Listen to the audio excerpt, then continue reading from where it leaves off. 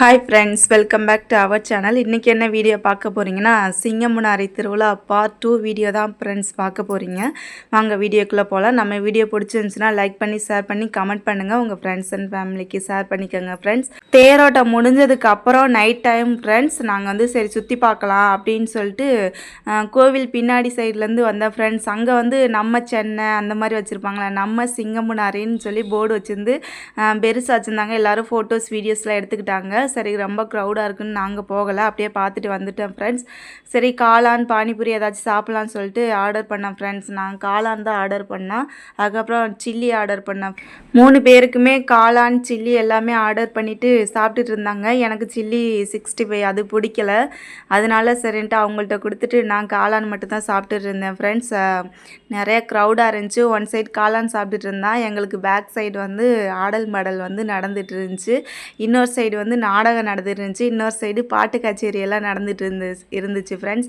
சரி பார்க்கலாம் அப்படின்னு சொல்லிட்டு ஆடல் மாடல் கொஞ்சம் நேரம் பார்த்துட்டு இருந்தேன் ஃப்ரெண்ட்ஸ். சாப்பிட்டு முடிச்சதுக்கப்புறம் காசு கொடுத்துட்டு நாங்கள் ராட்டனம் சுற்றலாம்னு சொல்லிட்டு ராட்டனத்துக்கு கிளம்புனேன் ஃப்ரெண்ட்ஸ். அதுக்கு முன்னாடி சாப்பிட்டு முடிச்சதுக்கப்புறம் ரிங்கு போட்டு நிறையா பேர் விளையாண்டுட்டு இருந்தாங்க. அந்த பவுலில் மீன் வச்சுருப்பாங்கல்ல, அது நிறைய பேர் வாங்கி 5 வலையும் வாங்கி வச்சு விளையாண்டுட்டு இருந்தாங்க. சரி ராதிகாவுக்கும் ராதிகா வீட்டுக்காருக்கு என் ஹஸ்பண்டுக்கு 3 பேருக்குமே சேர்ந்து வாங்கி அந்த ரிங்கில் தூக்கி போட்டுட்டு இருந்தாங்க. எதுவுமே மாட்டலை. பாண்டியராஜ் ஒன்று ஃபர்ஸ்ட் டைம் போட்டு செகண்ட் டைம் போடும்போது அந்த பவுலில் மீன் வச்சுருந்தாங்க. அந்த மீன் மாட்டிக்கிச்சு.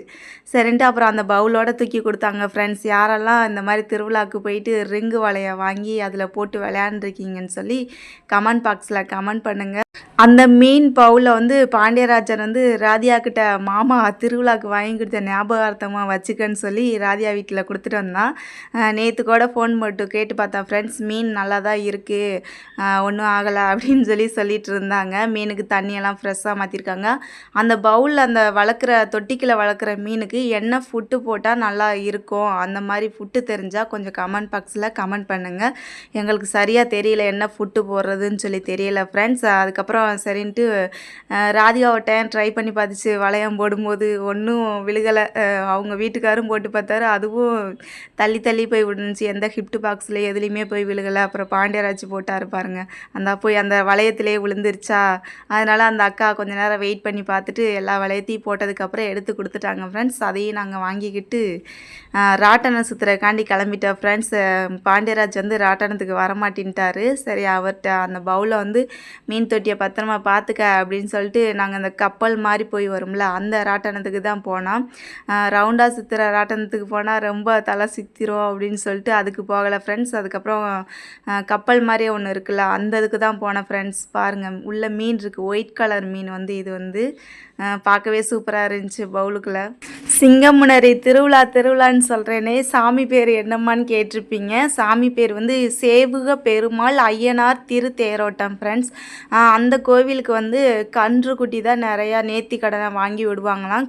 கன்றுக்குட்டி பெருசானதுக்கப்புறம் இந்த ஜல்லிக்கட்டு இந்த மாதிரி விடுவாங்களாம் ஃப்ரெண்ட்ஸ் அப்படின்னு சொல்லிக்கிட்டாங்க வீட்டில் கேட்டதுக்கு. சரின்ட்டு நாங்களும் கிளம்பிட்டோம் ஃப்ரெண்ட்ஸ். அதுக்கப்புறம் நாள் நைட்டு மண் சிலையில் பெரிய சாமி மாதிரி செஞ்சு ஏதோ பெரிய திருவிழாவை கும்பிட்டுருப்பாங்க அவளுக்கு. திருவிழா 10 நாளும் 10 விதமாக நடக்குமா ஃப்ரெண்ட்ஸ். ராட்டனமே 2 சைடு போட்டிருந்தாங்க. அதுக்கப்புறம் பாட்டு கச்சேரி 1 சைடு நடந்துட்டு இருந்துச்சு. அதையும் கொஞ்சம் நேரம் வேடிக்கை பார்த்துட்டு இருந்துட்டு நாடகம் 1 சைடு நடந்துச்சா. அதெல்லாம் நாடகம்லாம் நமக்கு இன்ட்ரெஸ்ட் இல்லை. ஸோ அதனால் ஆடல் மாடல் பார்த்துட்டே இருந்துட்டு ராட்டனம் சுற்றும் போதே ராட்டனத்தில் உட்காந்துட்டே ஆடல் மாடல் அதுக்கு நேராக ஆப்போசிட்டில் இருந்துச்சு. ஆடல் மாடல் பார்த்துட்டே இருந்தேன் ஃப்ரெண்ட்ஸ். உயரத்துலேருந்து பார்க்கவும் செம்ம சூப்பராக இருந்துச்சு. யாரெல்லாம் இந்த கப்பல் மாதிரி இருக்க ராட்டனத்தில் போயிருக்கீங்கன்னு சொல்லி கமெண்ட் பாக்ஸில் கமெண்ட் பண்ணுங்கள். பாண்டியராஜா உள்ள இழுக்கலாம் தான் பார்த்தா, பாண்டியராஜா சேஃப்டியாக இருந்துக்கிட்டாரு, வரமாட்டேன்னு சொல்லி பயந்துக்கிட்டு வரமாட்டேன்ட்டாரு. நானே இந்த மாதிரி ராட்டனத்தில் போனதில்லை, பெரிய ராட்டனத்தில் போயிருக்கேன். இந்த ராட்டனத்துக்கு கப்பல் மாதிரி இருக்கிறதுல போனதில்லை.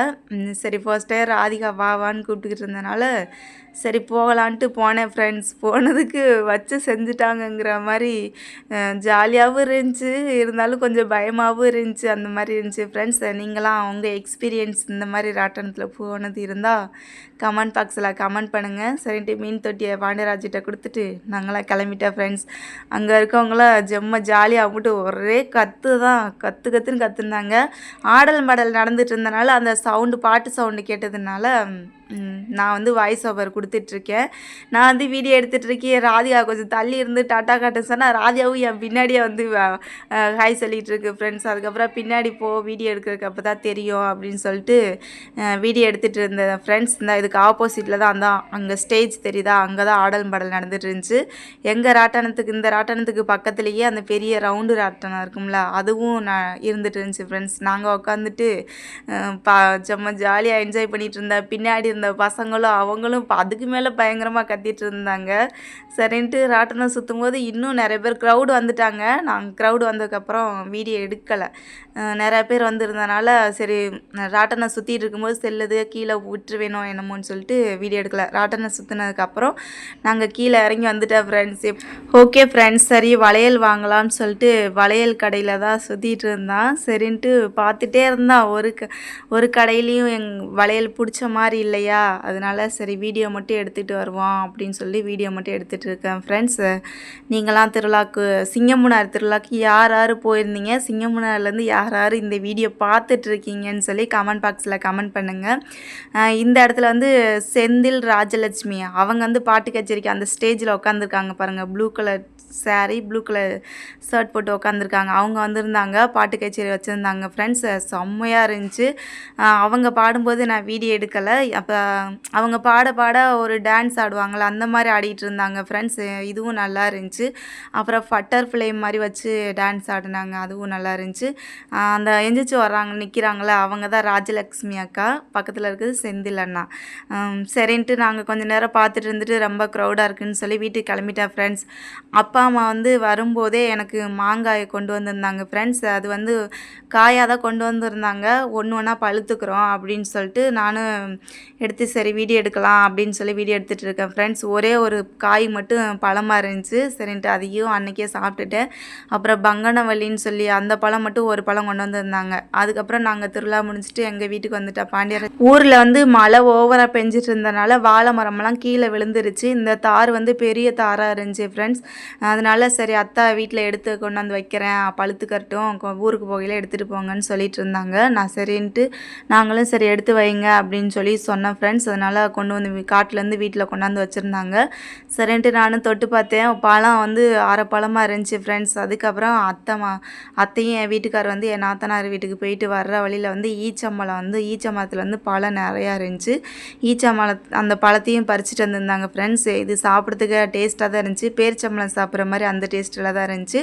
அங்கே வந்து நாத்தனார் வீட்டிலேருந்து கற்பூரவள்ளி வாழைப்பழமும் கொடுத்துட்ருந்தாங்க ஃப்ரெண்ட்ஸ். அதுக்கப்புறம் நாங்கள் இங்கே கோவில்பட்டி வந்துட்டோம். கோவில்பட்டி வரும்போது பச்சைநாடா வாழைப்பழம் 2 தார் அதான 2 சீப்பு வாழைப்பழம் கொடுத்து விட்டுருந்தாங்க. மாங்காயும் அப்பா வீட்டிலேருந்து கொண்டு வந்துட்டு இந்த இலை பறித்து அந்த இலையில போட்டோம்னா மாங்காய் வந்து பழுக்க ஆரம்பிச்சிடும் ஃப்ரெண்ட்ஸ். இது வந்து நேச்சுரலாக பழுக்கிற பழம் வந்து நம்ம வீட்டில் இயற்கையாகவே பழுக்க வைக்கிறது. இந்த வீடியோ பிடிச்சிருந்தால் லைக் பண்ணுங்கள், ஷேர் பண்ணுங்கள், கமெண்ட் பண்ணுங்கள். Tata bye. நெக்ஸ்ட் வீடியோவில்